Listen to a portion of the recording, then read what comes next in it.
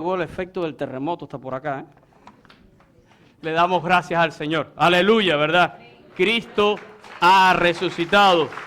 Y es algo maravilloso, mis hermanos. A mí me encanta, yo me gozo muchísimo cuando llegan estos días de celebración. Pero lo que he venido diciendo todos estos días es que la realidad es que todos los días deberían de ser de celebración para cada uno de nosotros. Porque no queremos ser discípulos del Señor, que yo digo a veces somos de temporada. La gente se reía el viernes acá, ¿verdad? Cuando estábamos compartiendo, yo decía que hay muchas personas que uno le ve la cara 2 veces al año. En el tiempo de la Easter, como le decimos acá, ¿verdad? Y en el tiempo de la Navidad. Pero la realidad es que la relación con Cristo es todos los días de nuestra vida. Y hoy es un día especial porque estamos celebrando, ¿verdad? Y proclamando muerte y resurrección de Cristo. Y sabemos que allí Cristo pagó el precio de nuestros pecados. Sabemos la historia, sabemos que al tercer día Él resucitó y nos ha dado una esperanza que dice la palabra es la esperanza bienaventurada, la esperanza incontaminada, incorruptible, inmarcesible, que está reservada, dice, en los cielos para nosotros. Y aclara el apóstol Pedro y dice que aun cuando por un poco de tiempo tenemos que ser a veces afligidos en esta tierra. Y la realidad es que yo quiero en esta mañana hablar también del valor de la cruz en el día a día.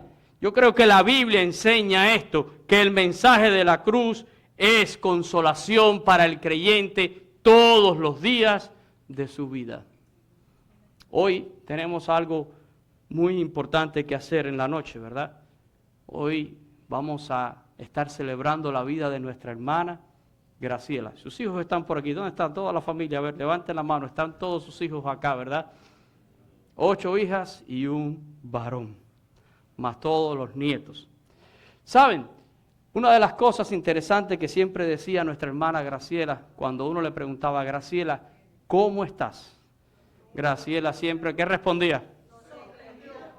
Sostenida por Dios. Y esa fue su frase y su lema siempre, sostenida por Dios, hasta el último aliento de su vida.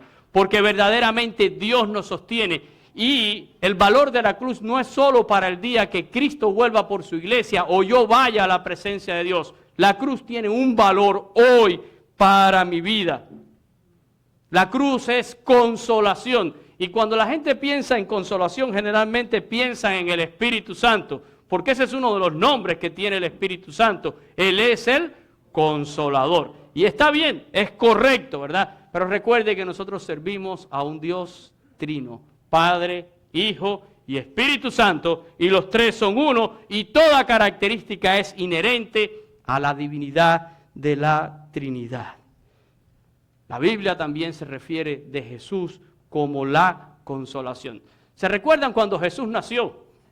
Y a mí no me gusta separar las historias del nacimiento y de la muerte, ¿verdad? ¿Se recuerdan cuando Jesús nació y fue presentado en el templo? Había un hombre que se llamaba Simeón. Y quiero leer ese texto en el Evangelio de Lucas, en el capítulo 2, los versículos 25 y 26. Había un hombre que se llamaba Simeón. Y dice, y he aquí, había en Jerusalén un hombre llamado Simeón. Y este hombre justo y piadoso, ¿qué esperaba? La consolación de Israel. Y el mismo Espíritu Santo era el que se lo había dicho, estaba sobre él. Y dice en el siguiente verso, y le había sido revelado por el Espíritu Santo que no vería la muerte antes que viese al ungido del Señor. Y este hombre tuvo en sus brazos a Jesús, la consolación de Israel, y más que la consolación de Israel, la consolación del mundo entero. Y es importante esta palabra consolación, ¿verdad? Viene de una palabra griega en el Nuevo Testamento, la palabra paraklesis, y significa confortar, exhortar, alentar. Cuando nosotros la buscamos en nuestro diccionario, en el castellano, ¿verdad? La definición de consolar viene como aliviar una pena o una aflicción. Pero esta palabra, desde el punto de vista bíblico, implica el cese total de una pena o de una aflicción, sustituyéndola por gozo y por alegría. Eso es consolación, de acuerdo a lo que enseña la palabra de Dios. Yo creo que a todo el mundo le toca a veces el hacer esta función de ser un poco consolador de alguien que está pasando por una prueba o por una aflicción. Hoy vamos a estar con esta amada familia de nuestra iglesia, allí en la casa fúnebre de Caballeros Rivero. Y yo sé que van a recibir pues muchísimas palabras de familiares y de amigos que intentarán dar consolación. Consolación. Sin embargo, yo he aprendido que las palabras nuestras no tienen el poder de consolar a nadie. La verdadera consolación está en el Señor Jesucristo y en lo que nosotros sabemos de Él y hemos creído de Él. La Biblia nos dice que Job, este hombre que sufrió muchísimo en la Biblia, fueron sus amigos a consolarlos.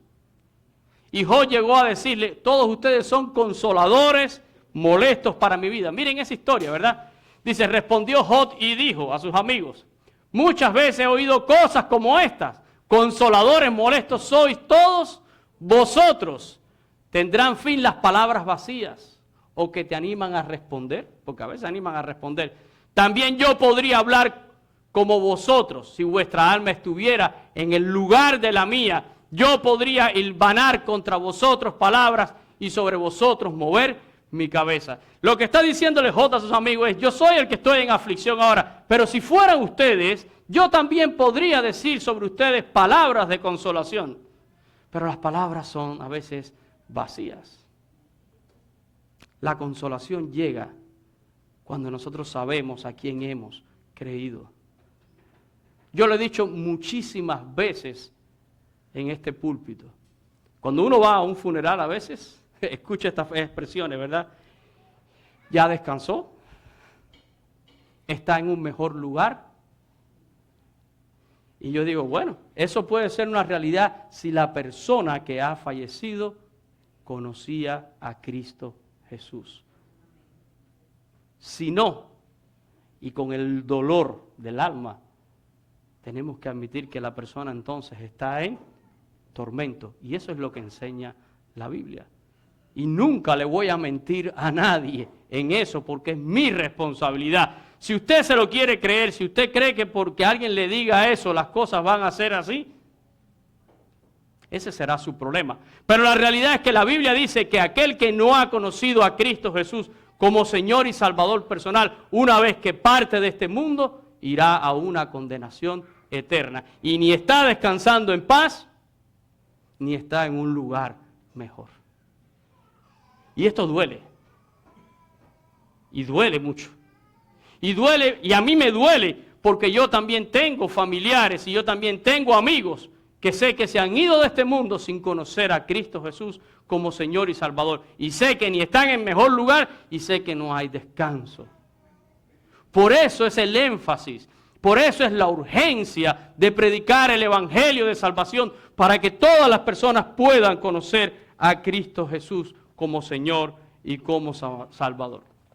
Miren, no hay un evento en la vida que ponga a todas las personas en el mismo renglón como la muerte.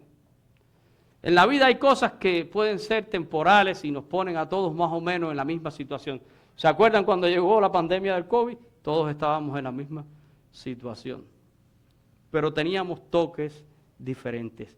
La muerte nos pone a todos en la misma situación. Porque lo que la palabra de Dios dice es que está establecido que todo hombre muera. O aquí habrá alguien que piensa que nunca va a morir. La Biblia dice que todos vamos a morir, al no ser que Cristo venga antes. Pero aquel que no esté en Cristo también se quedará. Y la muerte llega y causa dolor, muchísimo dolor, porque sencillamente no fuimos hechos para morir. La muerte nos deja siempre esa sensación de impotencia.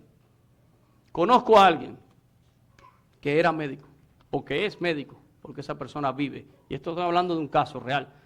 Es médico, cirujano, profesor de escuela de medicina, un talento como médico, pero llegó un cáncer y enfermó a su esposa, y por mucha medicina que sabía, y por mucho que se esforzó, el cáncer terminó llevándose a su esposa. Y vinieron muchos consoladores a darles palabras de ánimo, a darles palabras de aliento. Pero la consolación que ofrece el mundo es casi una resignación. Tienes que resignarte porque ha fallecido y no podemos hacer nada. Y uno ve la frustración, uno ve la impotencia ante la muerte de aquellos que no tienen una esperanza de eternidad. Es algo terrible, ¿verdad? Y yo quiero que miremos esto en nuestra lectura devocional. Una historia que yo creo que todo el mundo conoce. Estos amigos de Jesús, Marta, María y Lázaro. Y la Biblia nos dice que Lázaro murió, ¿verdad? Nos habla de esta hermosa familia que vivía en una aldea cerca de Jerusalén. Y esta familia un día entró en un grave problema. No era falta de comida, la falta de comida se puede resolver. No es falta de ropa, la ropa se puede resolver. Eso también tiene solución, ¿verdad? No es un problema de dinero, no es un problema en el trabajo, no es un problema con la familia. El problema es que ha llegado la muerte y nos ha llevado a uno de los nuestros, a alguien que es muy amado. Y dígame si usted no ha vivido algo así. Todos pasamos por esto. Todos pasamos por esta situación. Dice el texto que Jesús apareció en la escena de esta familia 4 días después de que Lázaro había fallecido, ¿verdad?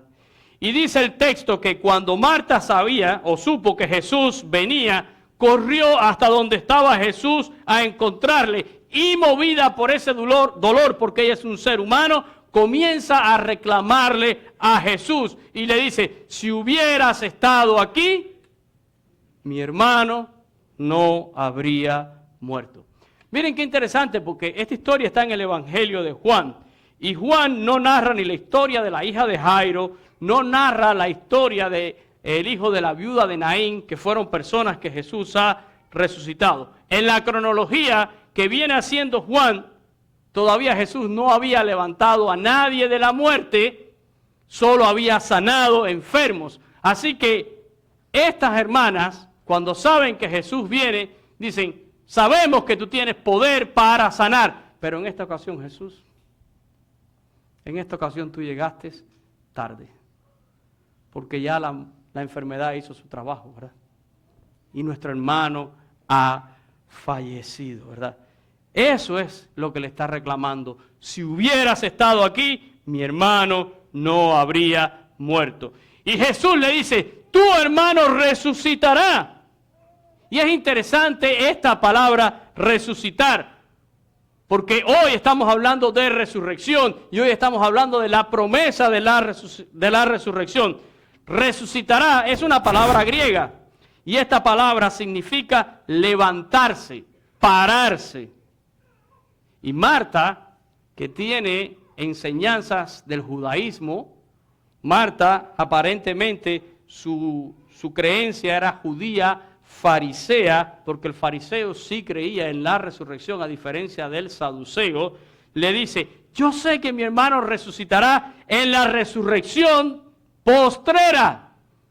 Pero Jesús le responde, oye Marta, yo soy la resurrección y la vida, y el que cree en mí, aunque esté muerto, vivirá. Ahora, la palabra que usa Jesús aquí en griego para decir yo soy la resurrección, es una palabra diferente a la otra cuando dice resucitará, porque es una palabra que cuando la traducimos del griego quiere decir el que levanta de nuevo. Yo soy Marta, el que levanta de nuevo, y tu hermano resucitará. Soy la resurrección y soy la vida. Y luego le pregunta a Marta, ¿crees esto?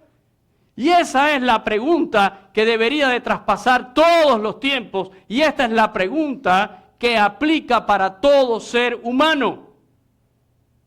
Porque sí, todos sabemos la historia, todos hemos escuchado el Evangelio, todos sabemos que Cristo murió y nos dicen que Cristo resucitó. De saberlo sabemos.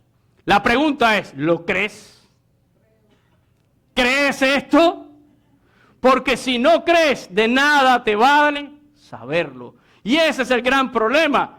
Yo siempre estoy diciendo desde mi púlpito que esto está condicionado. De tal manera amó Dios al mundo que ha dado a su Hijo unigénito para que todo aquel que en Él cree. Y ahí está la condición. Hay que creer en lo que Dios ha hecho por nosotros por medio de su Hijo Cristo Jesús. Jesús está asegurándole a esta mujer, soy la resurrección y soy la vida. Y el que cree en mí, dice Jesús, aunque esté muerto, vivirá. Es una afirmación categórica para automáticamente la pregunta personalizada. ¿Crees esto? ¿Crees esto? Y la respuesta de esta mujer, ¿cuál fue? Verso 27, si lo podemos poner. El verso que sigue. Dice, le dijo, sí, Señor, yo he creído que tú eres, ¿quién? El Cristo, el término en griego para Mesías, el enviado de Dios, el ungido para salvar. Yo he creído que tú eres el Cristo, el Hijo de Dios, que ha venido al mundo. Y noten que después llega la otra hermana y hace exactamente la misma pregunta o la misma reclamación. Si tú hubieras estado aquí, mi hermano no habría muerto. Pero cuando leíamos el texto nos dice que desde Jerusalén habían venido muchísimos judíos para consolar a estas hermanas. Y cuando ellas llegan a los pies de Jesús, nos damos cuenta que de consolación no había nada. Ellas estaban desesperadas. Porque no podemos consolar a nadie. Hay veces que a mí me han llamado como pastor y me dicen, no, para que usted vaya y los consuele. Y yo digo, yo no puedo consolar a nadie. Yo te puedo enseñar y hablar del que sí te puede consolar. Yo no tengo ese poder. Mis palabras no consuelan. Yo puedo decir montones de frases piadosas. Pero si tú no has conocido a Cristo Jesús, si en ti no hay esperanza, ¿cómo? ¿Qué consolación? Es una falsa consolación. Quiero terminar, y no voy a hacer algo muy extenso en esta mañana, pero quiero terminar leyendo un texto. En la primera carta del apóstol Pablo a los tesalonicenses, en el capítulo 4, los versículos del 13 al 18. Y este texto es tan importante. Los que han estado conmigo en muchos servicios fúnebres lo han oído, lo uso mucho este texto, porque yo creo que habla directamente al corazón. Y le dice Pablo a estos creyentes en Tesalónica, tampoco queremos, hermanos, que ignoréis acerca de los que duermen, para que no os entristezcáis como los otros, que no tienen esperanza. Porque si creemos que Jesús murió y resucitó, así también traerá Dios con Jesús, ¿a quiénes? A los que durmieron en Él. Y por si no nos hemos enterado, por lo cual os decimos esto, en palabra del Señor, que nosotros que vivimos, que habremos quedado hasta la venida del Señor, no precederemos a los que durmieron. Porque el Señor mismo, con voz de mando, con voz de arcángel y con trompeta de Dios descenderá del cielo, y los muertos en Cristo resucitarán primero. Luego nosotros, los que vivimos, los que hayamos quedado, seremos arrebatados juntamente con ellos en las nubes para recibir al Señor en el aire, y así estaremos siempre con el Señor. Y ojo con el último texto aquí. Por lo tanto, ¿qué? Alentaos los unos a los otros, ¿con qué? Con estas palabras. Pero vamos a mirar esto con un poquito de detenimiento nada más. Vamos a comenzar otra vez allí en el versículo 13. Porque Pablo dice, es importante que el creyente no ignore acerca de quién. acerca del que ha dormido. Y esto de dormir es una manera muy bonita de decir de alguien que ha muerto, alguien que ha partido. Pero para el creyente, morir es dormir en el Señor, dormir en Cristo Jesús. No quiero que ignoren qué ha pasado con aquellos. No queremos ignorar qué ha pasado con Graciela, que ha dormido en el Señor. Y miren lo que dice aquí Pablo, dice, para que no se entristezcan como los otros que no tienen esperanza. ¿De qué hay tristeza? Hay tristeza. A mí que nadie me diga que se ríe cuando un familiar o un ser querido muere. Hay tristeza. Rechazamos la muerte porque no fuimos hechos para morir. Algo dentro de nosotros rechaza la muerte y la muerte causa dolor porque es separación. Así que hay tristeza.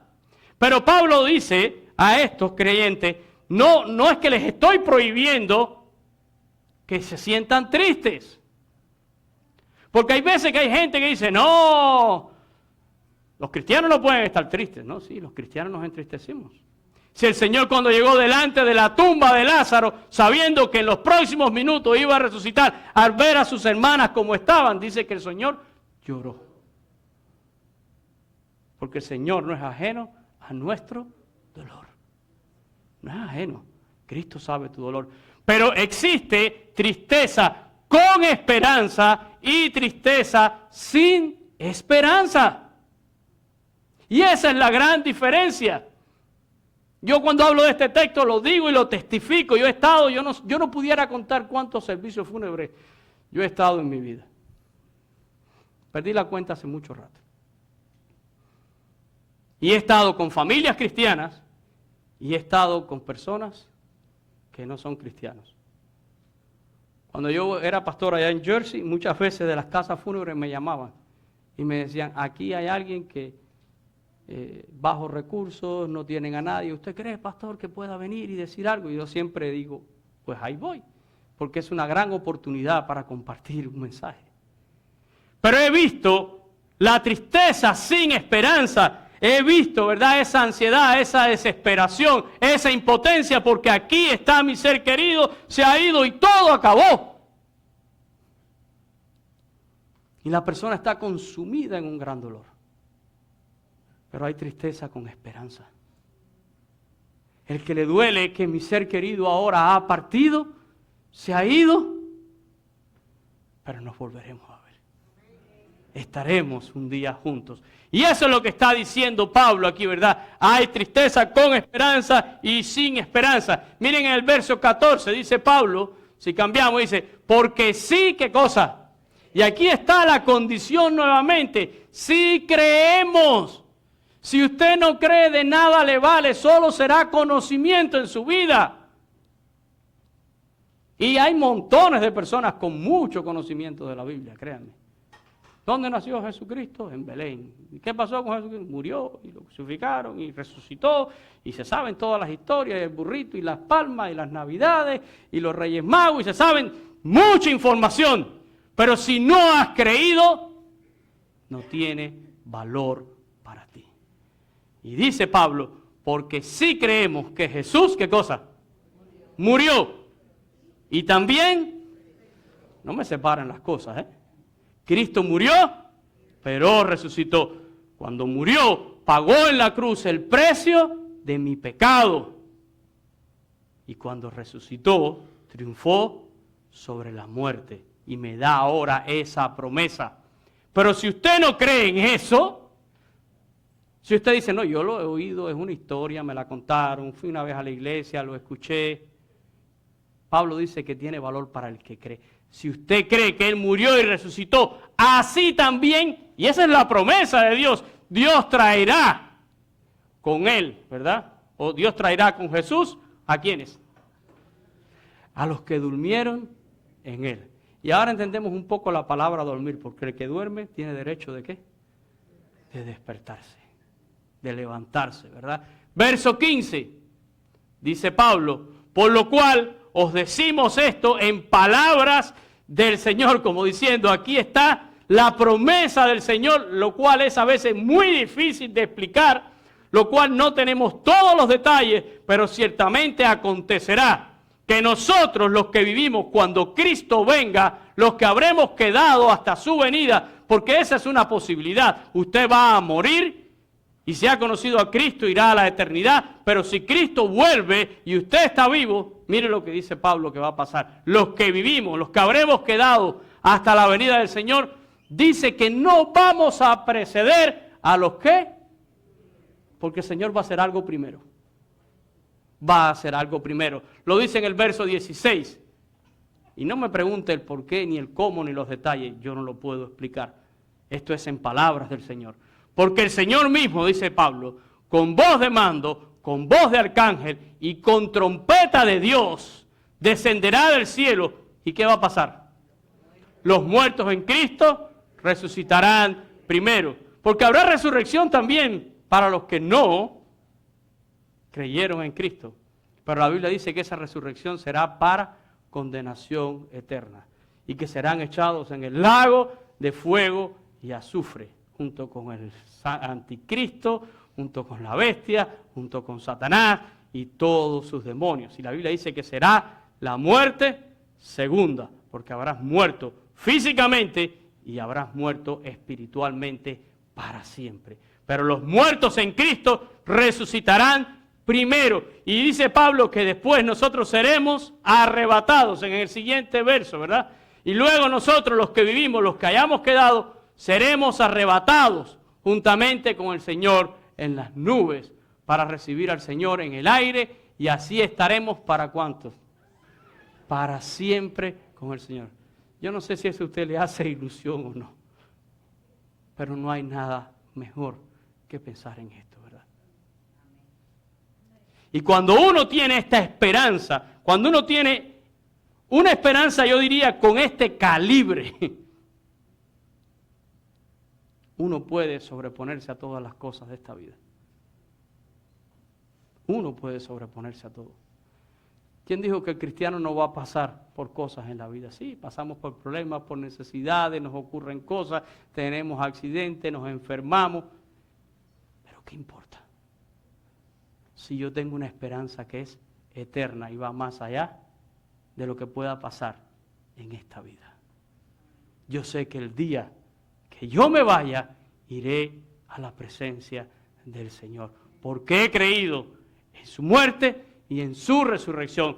Y he creído que en esa muerte Él pagó el precio de mis pecados. Y creo que Él se levantó de la muerte. Y como cantábamos al principio de ese himno, y porque Él vive, yo viviré mañana. Ahí está mi seguridad de salvación. Ahí está mi esperanza. Y ese es el mensaje del Evangelio. Ese es el mensaje que queremos compartir siempre como iglesia. Por eso Pablo dice, ¿dónde está muerte tu aguijón? ¿Y dónde sepulcro tu victoria? Hoy vamos a despedir con gozo a nuestra hermana Graciela en la noche. Y qué lindo día para despedirla. No podía haber un mejor día donde estamos proclamando, ¿verdad?, la muerte y la resurrección. Y con Graciela será un hasta luego, hermana. Hasta luego. Porque un día nos volveremos. Ya ella está en la presencia de su Dios. Y cuando Cristo vuelva, ella será parte de esa resurrección por haber creído en Cristo Jesús. Pero termino haciéndote la pregunta otra vez a ti que me estás escuchando. Quizás muchos de los que están aquí en esta mañana tienen mucha información acerca de Jesús. Han leído la Biblia, han escuchado predicadores en las redes sociales, en la televisión. Saben, conocen la historia, pero si no has hecho una decisión, si no has creído, solo tienes información en tu vida acerca de Dios. La cruz no solo es para la eternidad, es mi consuelo ahora en esta vida. Jesús le dijo a Marta, soy la resurrección, soy la vida, el que cree en mí, aunque esté muerto, vivirá. La pregunta es, ¿crees esto? ¿Quieres esta esperanza para ti? Vamos a orar en esta mañana. Y cuando estemos orando, yo quiero que tú pienses en tu relación con Dios. Y verdaderamente seas honesto contigo mismo. Y pienses, ¿yo he creído en Dios o solo tengo información acerca de Dios? Porque si solo tienes información, no tienes un boleto a la eternidad. No tienes una esperanza bienaventurada. Y la invitación es a que si no has creído, hoy puedas darle tu corazón a Cristo. Lo hemos representado aquí en unas pequeñas escenas, lo hemos cantado, pero este es el mensaje del Evangelio. Dios te ama. Más allá de tus pecados, Dios te ama. A pesar de lo que tú eres, Dios te ha amado. A pesar de que tú no lo mereces, Dios te ama. Y ha mandado a su Hijo a este mundo a morir en una cruz para pagar el precio de tu pecado. Y si tú crees en Él y si tú caminas con Él, Dios te da la promesa de la vida eterna. Vamos a orar. Padre, yo te doy gracias por tu palabra y te doy gracias por tu muerte y por tu resurrección, porque allí, Señor, se obró el perdón de los pecados de toda la humanidad y el triunfo sobre la muerte. Y tú nos das la promesa de la vida eterna. Y yo ruego, Señor, yo ruego que este siempre sea el mensaje que como iglesia podamos proclamar en esta comunidad. Lo único que queremos hacer, Señor, es ensalzarte a ti, darte gracias a ti por lo que tú has hecho. El resto de los problemas de esta vida son pasajeros, Señor. Nuestro gran problema es el día que tenemos que encarar la muerte. Y tú viniste para resolver ese problema. Nos ofreces el perdón y nos das una promesa de resurrección y de vida eterna. Y todo lo que debemos hacer es entender nuestra situación, arrepentirnos de nuestros pecados y clamar a ti por la salvación de nuestra alma. Y yo ruego, Señor, que si en esta mañana hay alguna persona aquí que solo tiene información y que no ha creído y que no ha hecho una decisión, que hoy pueda hacer esa decisión. Que hoy pueda decirte, aquí estoy, Señor. Y verdaderamente yo te necesito y quiero caminar contigo. Quiero saber que si un día muero, iré a la presencia tuya. Que si un día tú vienes, yo seré arrebatado en el aire también para estar contigo. ¿Habrá alguna vida aquí en esta mañana que quiera darle su vida a Cristo Jesús? Hacer de Jesús su Salvador, hacer de Jesús su Señor. Si usted quiere hacer esa decisión, yo le voy a pedir que usted alce su mano. Yo quiero orar por usted en esta mañana. ¿Habrá alguna vida que se lo quiere decir así a Cristo? Aquí estoy, Señor, y yo te necesito. Jesús dijo, el que me confiesa delante de los hombres, yo le confesaré delante de mi Padre. Pero el que me niegue delante de los hombres, yo también le negaré. ¿Habrá alguna vida? ¿Alguien que quiere en esta mañana decírselo así al Señor? Amén. Yo veo su mano. Que el Señor le bendiga. ¿Habrá alguna otra vida?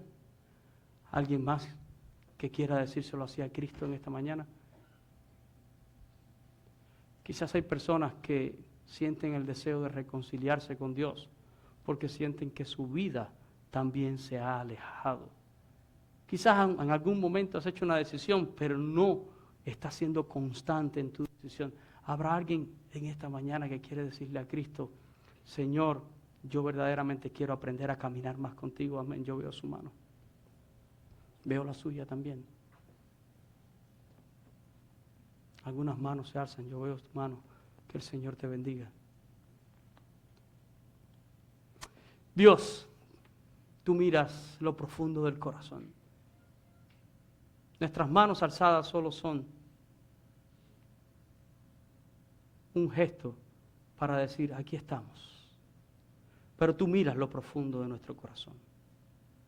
Y yo solo ruego que cualquier persona que haya alzado su mano o no la haya alzado y esté tomando alguna decisión, que tú la puedas afirmar en su corazón. Sea para salvación, sea para dedicación contigo, para verdaderamente caminar contigo. Gracias porque podemos libremente predicar este evangelio, Señor. Que tu palabra no vuelva a ti vacía. Lo pido en el nombre del Señor Jesús. Amén y amén. Antes de que se pare nadie, un anuncio nada más. Recuerden que tenemos ahora pues algunas cosas para compartir con ustedes en la